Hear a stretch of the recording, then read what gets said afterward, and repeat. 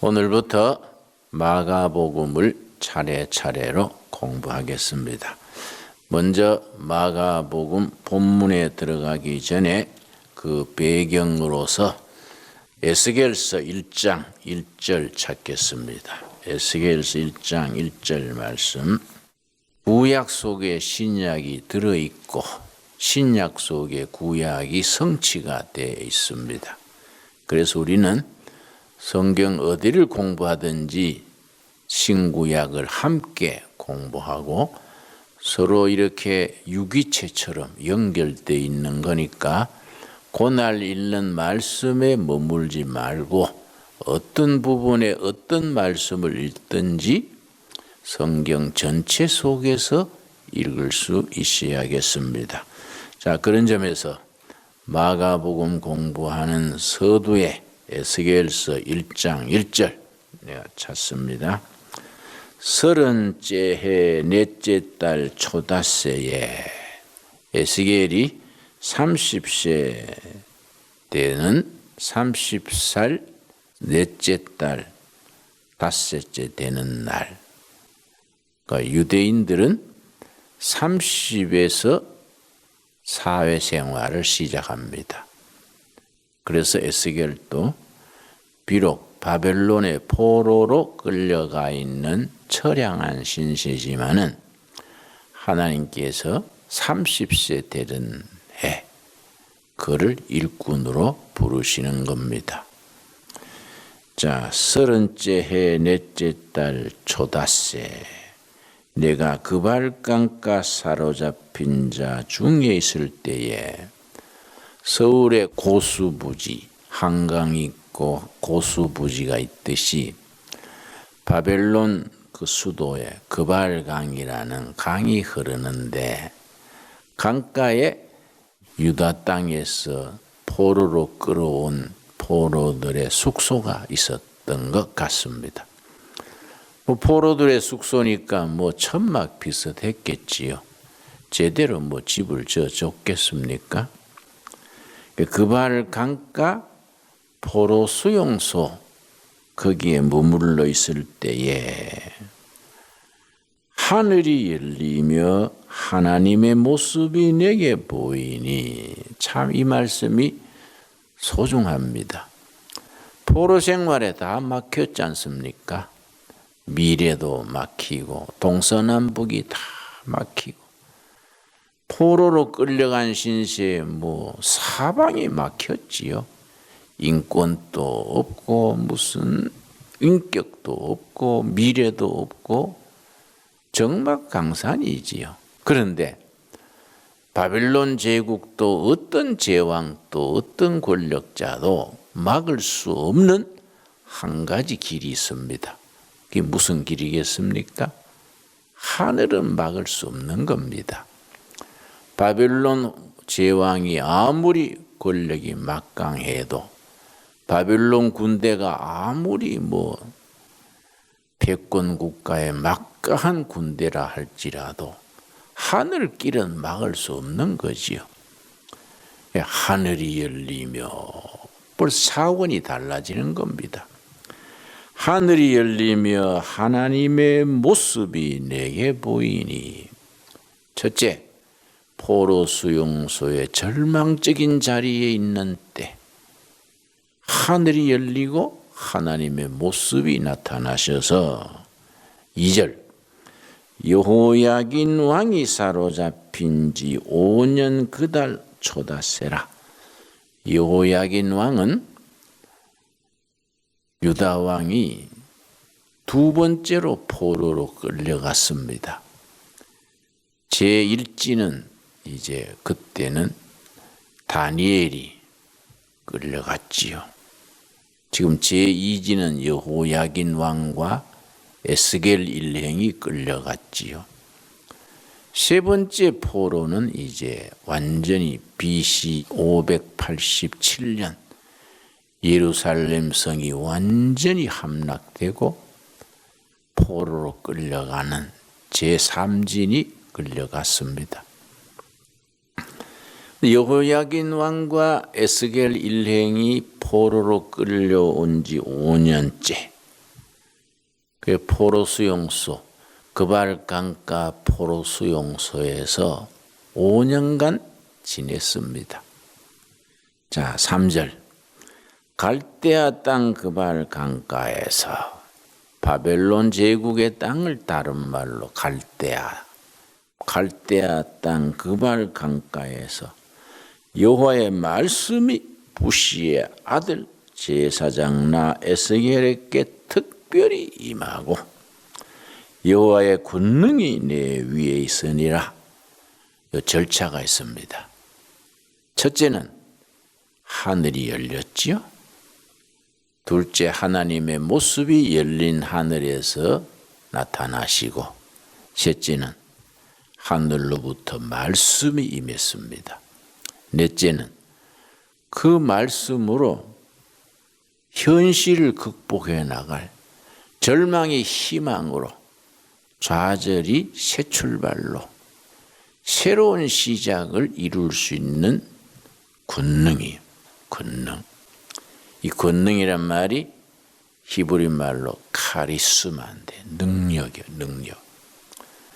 하나님이 말씀을 주시고 그 말씀을 지상에서, 나라에서, 자기 삶에서 실천할 수 있는 능력까지 주신 겁니다. 말씀 따로 능력 따로가 아니야.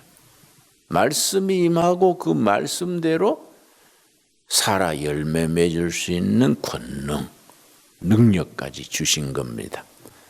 요 네 단계가 지금 또 우리에게 주어진 과정이지요. 첫째는 포로 수용소, 그발강가 그 절망적인 수용소에서 5년간 낙심하고 있을 때에 하늘이 열리고, 첫째입니다. 하늘이 열리는 데서부터 시작되는 겁니다. 하늘이 열리고, 둘째, 하나님의 모습을 보게 되고, 셋째, 말씀이 제사장 출신 에스겔에게 임하고, 넷째, 그 말씀대로 세상에서 살아갈 수 있는 능력이야. 능력, 권능이 임하니라. 자, 3절 우리가 참 소중하니까 같이 한번 한 목소리로 읽읍시다. 시작.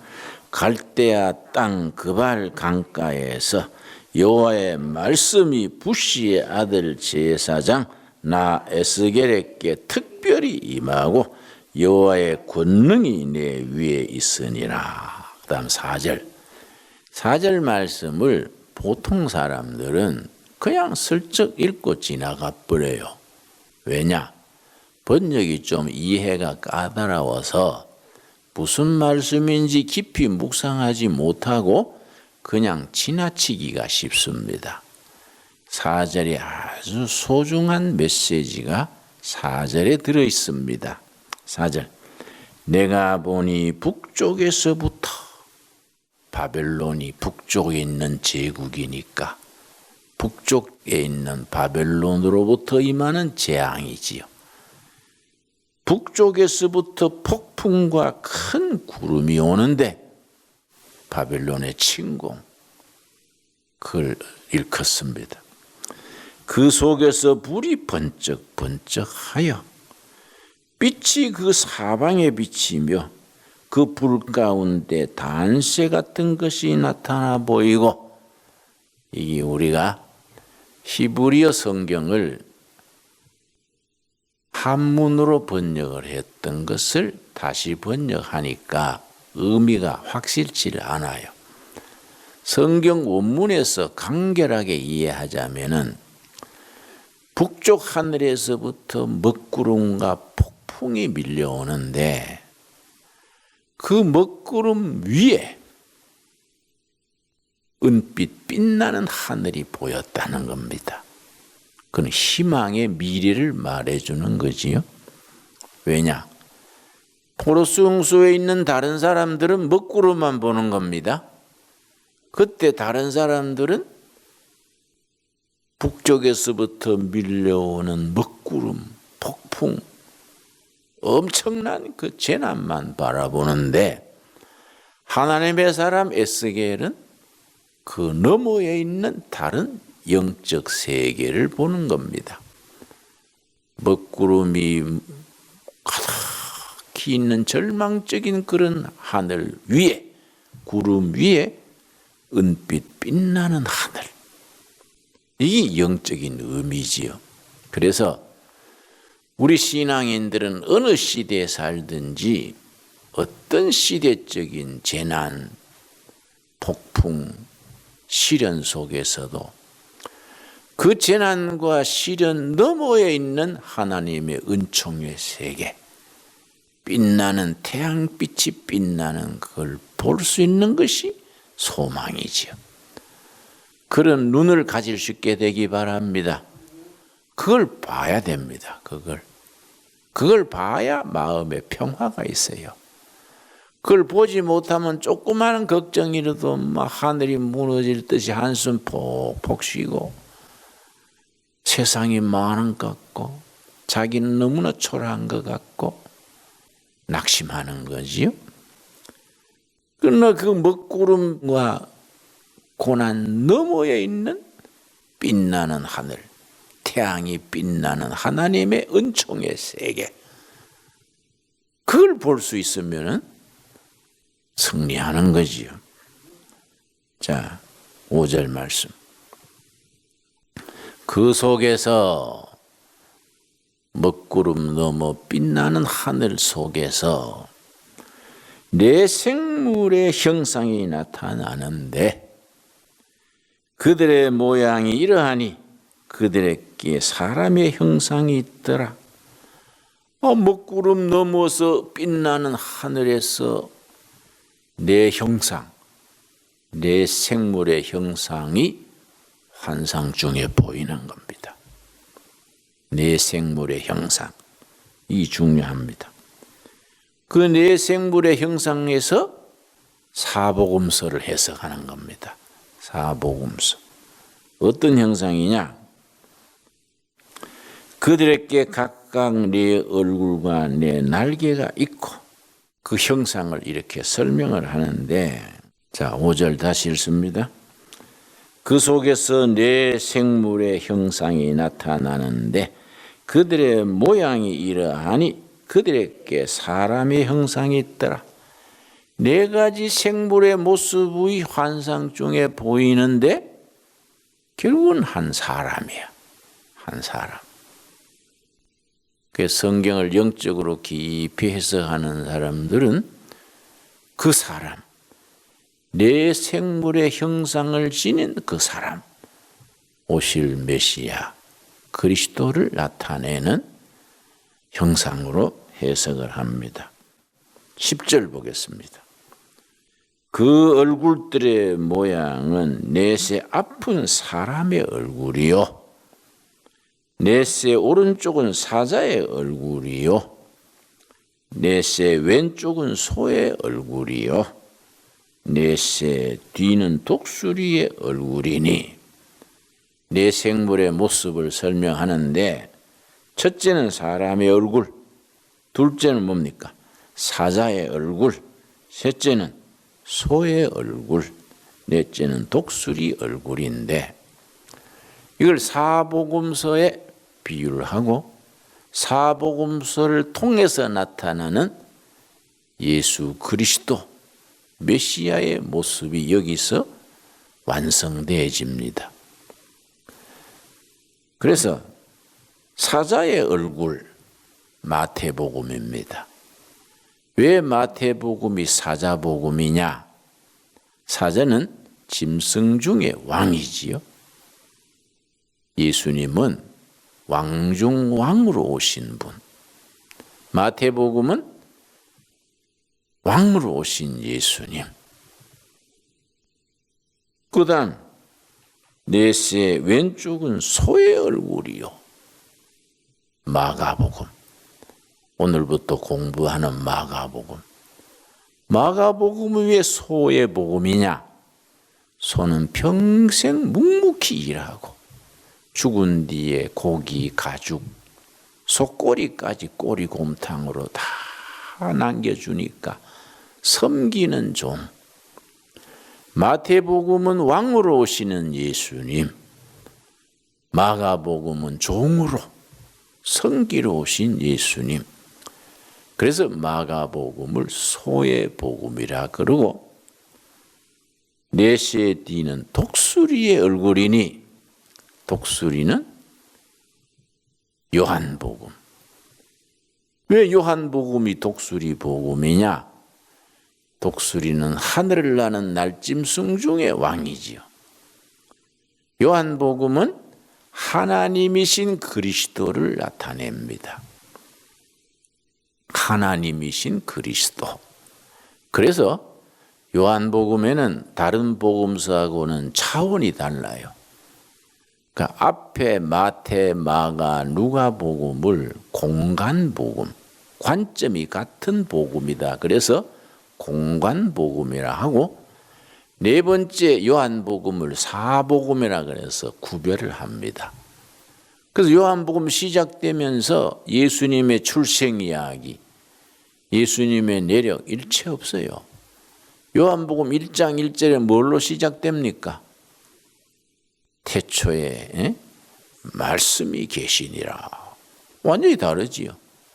이거는 하나님이신 그리스도, 독수리 복음이기 때문에 예수님의 인간적인 면, 출생 이야기, 가족 이야기 없어요. 하나님이신 그리스도, 독수리 복음. 하나 남았지요? 사람의 형상, 누가복음. 누가복음 왜 사람의 복음이냐? 누가복음은 사복음서 중에 가장 인간이신 예수님을 조명하는 거지. 강조하는 겁니다. 그래서 누가복음이 인간이신 예수, 요한복음은 하나님이신 그리스도. 이해갑니까? 예수는 부모가 붙여준 사람의 이름이고, 그리스도는 하나님이 세우신 구세주 그리스도, 하나님 그리스도, 사람이신 예수. 그래서 누가복음은 사람의 복음, 인간으로서 오신 예수님. 이 네 복음이 하나의 예수님 안에서 한 사람을 이루는 겁니다. 그래서 우리 땅에 동서남북이 있듯이 예수님을 네 방향에서 비춰주는 겁니다. 삼복음만 있으면 한쪽이 부족하지요. 사방에서 비춰줘야 제대로 보는 거지요. 그래서 사복음이지요. 이 말씀을 요한계시록에서 다시 한번 되풀이합니다. 계시록 4장 7절 우리 한번 찾겠습니다. 6절부터 봅니다. 보좌 앞에 수정과 같은 유리바다가 있고 보좌 가운데와 보좌 주위에 네 생물이 있는데, 에스겔서 1장에서처럼 네 생물 얘기가 나오지요. 앞뒤에 눈들이 가득하더라. 눈들이 가득하다는 말은 뭘 상징하느냐? 우리 주님은 못 보실 것이 없다. 모든 것을 살피신다. 이걸 눈이 가득하다 그러는 겁니다. 우리 주님은 사람의 심령도 꿰뚫어 보시고 천하 만물을 다 꿰뚫어 보시는 눈이 가득하신 분. 7절, 그 첫째 생물은 첫째 뭡니까? 사자. 무슨 복음이지요? 마태복음. 왕으로 오신 예수님. 그 둘째 생물은 송아지. 소복음, 송아지 복음. 마가복음이지요. 종으로 오신 예수님. 섬기러 오신 예수님. 그 셋째 생물은 얼굴이 사람 같고 사람이신 예수. 누가복음. 그 넷째 생물은 날아가는 독수리 같은데 독수리 복음, 요한복음. 하나님이신 그리스도. 네 생물로서 예수님의 모습을 하나로 볼 수 있게 해주는 겁니다. 8절 네 생물은 각각 6날개를 가졌고 무슨 말입니까? 짐승이 보통 날개가 둘이지 않습니까? 새가 날개가 6개 못 가시는 곳이 없다. 날개가 6개란 말은 못 가시는 곳이 어디서든지 주님은 다 가신다. 날개를 가졌고 그 안에는 주위에 눈이 가득하더라. 아까 설명했지요? 눈이 가득하단 말은 못 보시는 것이 없다. 우리 개인의 심령도 다 꿰뚫어 보시고 교회 사정, 나라 사정 다 우리 주님은 다 살피시고 주님이 못 가시고 역사하지 못할 자리는 없다요. 그 중에서 자 오늘부터 사복음서 중에 송아지복음 혹은 소회복음, 마가복음을 공부하게 됩니다. 기도하겠습니다. 하나님 감사합니다. 주님께서 우리를 통하여 복음의 뜻을 밝혀주시고 계시하셔서 믿음의 뿌리 내리고 바로 서게 하셔서 감사합니다. 이스라엘 백성들이 바벨론 그발강가 포로 수용소에서 절망 중에 있을 때에 30살 된 에스겔에게 하늘이 열리며 하나님의 모습을 보게 하시고 말씀이 임하며 말씀을 땅 위에 이루어 나갈 권능으로 임하셨던 주님, 북쪽으로부터 밀려오는 암담한 칠흑 같은 절망 속에 그 너머에 있는 은빛 빛나는 하늘, 소망의 하늘, 생명의 하늘을 우리도 볼 수 있게 하여 주시옵소서. 예수님 이름 받들어 기도드렸사옵나이다. 아멘.